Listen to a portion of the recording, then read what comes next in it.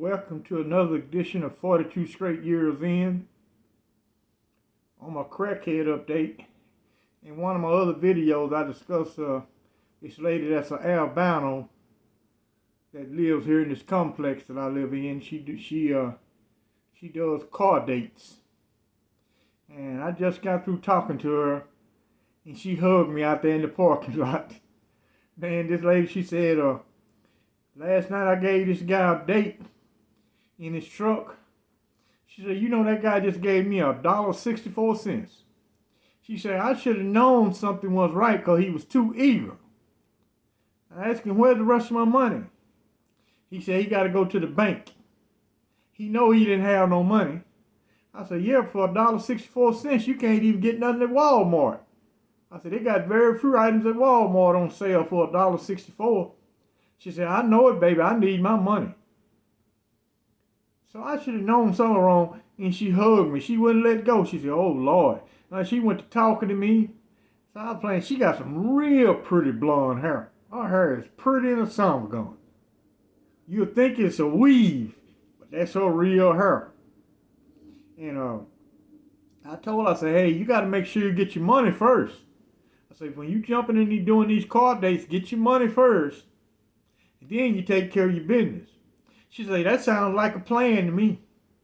But that's what I'm going to do. But I know what apartment he live in. He's still going to give me the rest of my money. She said he owed another $57 and some change. So she charged $60 for her car dates. And you can do whatever for that $60. And this chick got a little age on her, but she is fit. And she pretty as hell. That's my crackhead update. Y'all know what it is. Get your shanks out and let's ride. I had a subscriber that asked me to do a video on James Demouchette. Demouchette, he's known as the meanest guy on death row.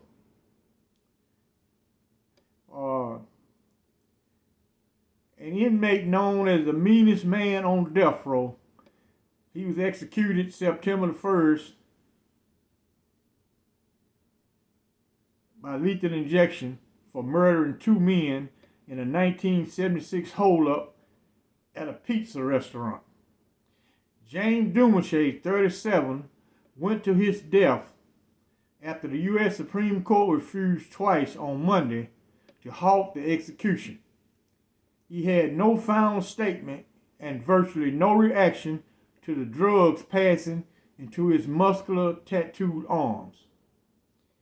His lawyers had argued that psychologist tests describing him as a psychopath should have been introduced at his trial. Demouchette became the 52nd inmate in Texas to be executed and the 182nd in the nation since the Supreme Court in 1976 allowed states to resume use of the death penalty. He and his brother Christopher were convicted in the shooting death of an assistant manager and another man at a Houston restaurant. The brothers ransacked the back office, taking a sack of change and some stereo equipment.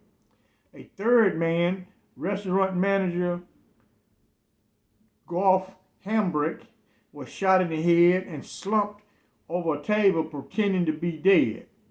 He later testified Demouchette pulled the trigger to shoot him a second time, but the gun was empty.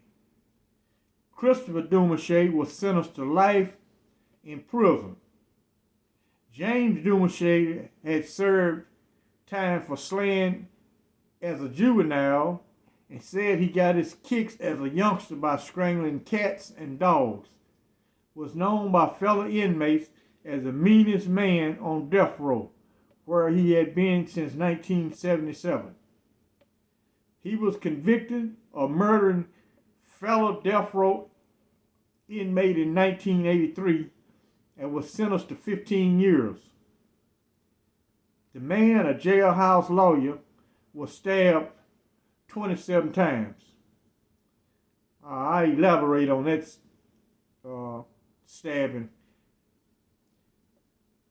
According to prison records, Demouchette also beat and raped a fellow inmate, beat and stabbed at least 2 others, twice set fire to his cell, destroyed a TV set and toilet, threw lye in a guard's face, and stabbed 2 guards searching his cell for weapons. In February, he slashed the chest of a guard who was delivering food to his cell. He had been kept apart from other death row inmates for years and was placed under heavy guard when taken to and from court. Okay, the guy that Demouchette stabbed, his name was Johnny Swift. This guy was a martial arts expert. I mean, this man would kung fu your ass. Now, they didn't have no administrative segregation then. They hadn't started administrative segregation. And so this man was so bad till they locked him up with the death row guys. That was his punishment, locked up on death row. Because they could not control him at no prison unit in Texas in general population. Now, Johnny Swift, he brought his own demise on himself. He would talk crap to all the guys on death row, get their legal papers, tear their papers up, talk about their case all over the cell block. Yeah, you shouldn't have raped this woman. You shouldn't have killed. So he did Demouchette that same way. But back in the day, they served pork chops. And they give you a pork chop about that big. I mean, a big, huge pork chop. And it got a bone in it. So they go to the day room every day on death row. Now, Johnny Swift will go to the day room with the death row inmates. Now, he done talk shit to Demouchette. He been doing this so long, and he know he can fight so good till he really ain't worried about nobody attacking him, because he basically can deal with anybody in hand-to-hand combat. So he get locked in the day room with Demouchette. Demouchette wait till all the guards leave who escorted him to the day room. And he had got a pork chop bone out of the following day's meal and sharpen it up. That's why now death row inmates, they do not receive no food with bone in it. Nothing with a bone in it. They grinds it up or they debone the meat. No bones can go in death row. And a Demouchette case is the cause of it. Now, the man, he died fighting for his life because he's a bad man. But when you hit that first fatal blow, you're going to be a dead man regardless, no matter how he fought for his life. He didn't just lie there and let this guy stab him. He stabbed him 27 times, but he was fighting his ass off. But he'd been hit that fatal blow already. Demouchette just could have ran from him and he was going to die. But Demouchette is not a small guy. This is a big-ass dude. Dude do 700-800 push-ups every day. He's strong as hell. Now, what his plan was to catch all these cases to prolong his life. You know, I can understand. You're on death row, you ain't got shit to lose. And it's too late being a Molly inmate. You make your peace with the Creator, and you ain't worried about nothing else. Being no Molly inmate on death row is not going to help you one bit. Now, they got a plan for you on death row. They got the level system that they use for regular ad-seg inmates. They use it for death row inmates also. So now if you screw up, you just lose privileges on death row. They'll make you a level 3. Take all your property, your radio, your typewriter, everything from you, and leave you in an empty cell. No commissary, no nothing. Then level 2, they give you a little bit of your property back. Then level 1, that's where you make commissary and you go to recreation every day. They instituted the level system for death row inmates also. But death row inmates are not allowed to use the telephone. Ad-seg inmates can't use the telephone like general population can. Well, I've been at several prisons with his brother, Christopher. I was at Eastham with him and Polunsky unit with Christopher Demouchette. Now I looked him up on the TDC website. He's been released.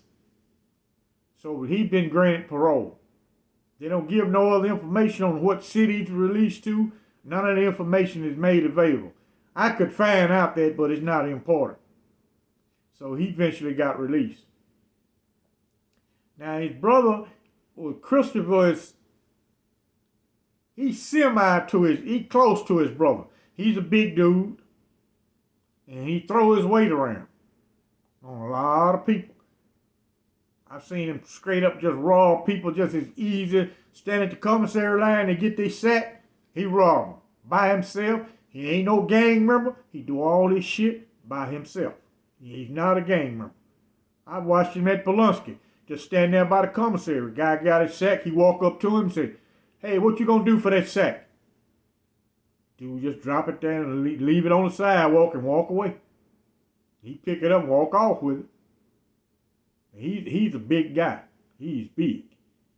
And a lot of guys is afraid of it. Now,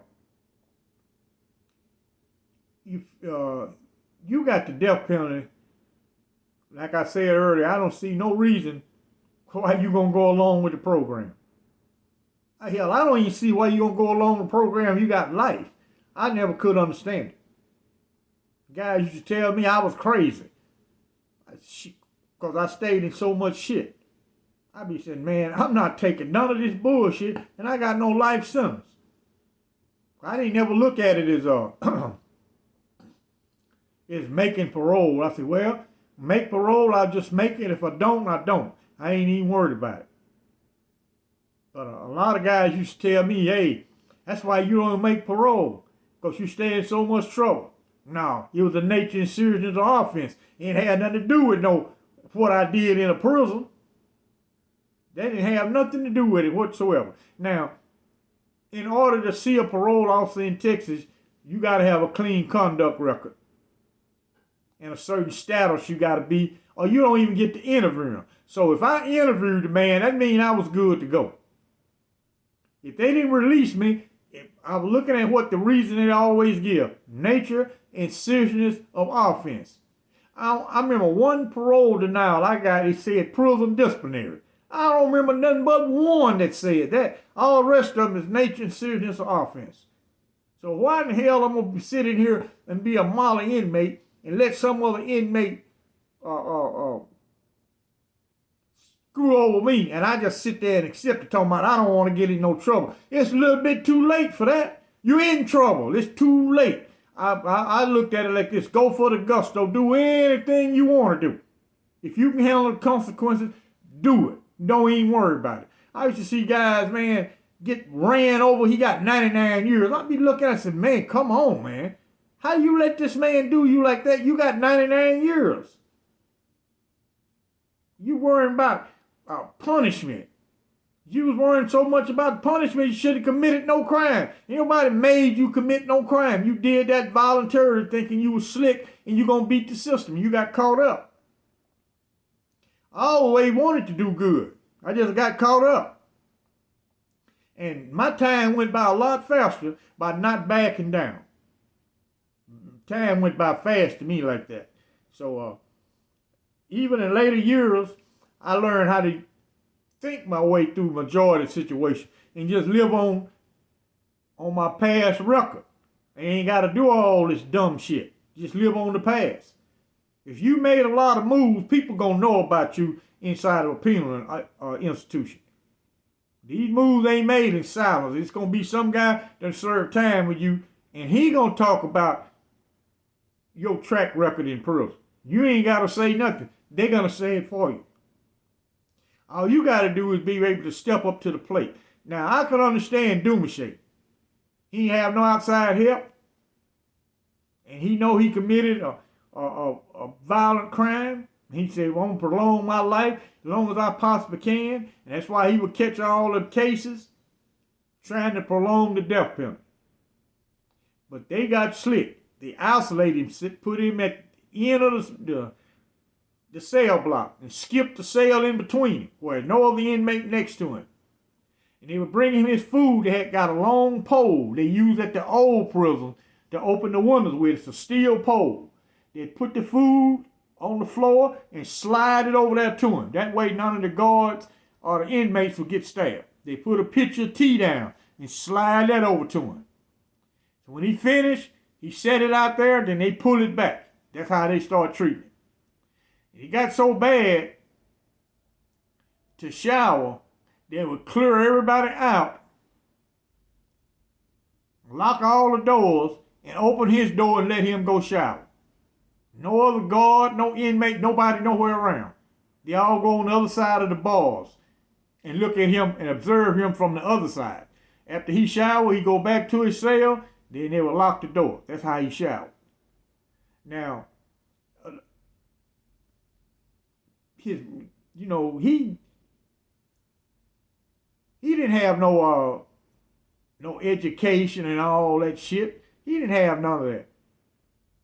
You done committed a crime, you done killed 2 people in a robbery, ain't none of that shit gonna save you no way. Once you done got the death penalty, it's basically a wrap in the state of Texas. Now, it's a lot of people get off death row. They just don't publicize that. A lot of people in Texas get off death row, get their sentence commuted to life. A lot of people, they just don't let the public know that. But it was nothing coming for Demouchette. And the reason why he was able to be escorted to the death chamber, see, the United States Supreme Court passed a law where inmates can be involuntarily injected with psychotropic drugs. In order to control Demouchette, they was putting Prolixin or Thorazine, crumbing it up, putting it in his food.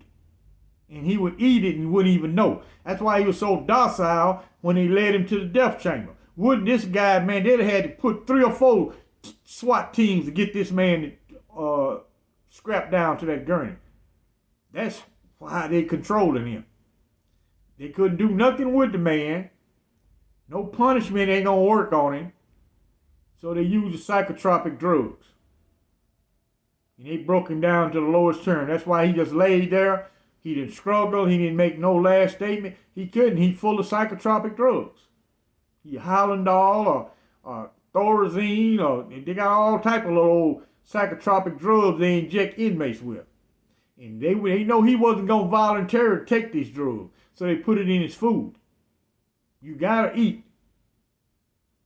And every day he would get drugged, would never know it.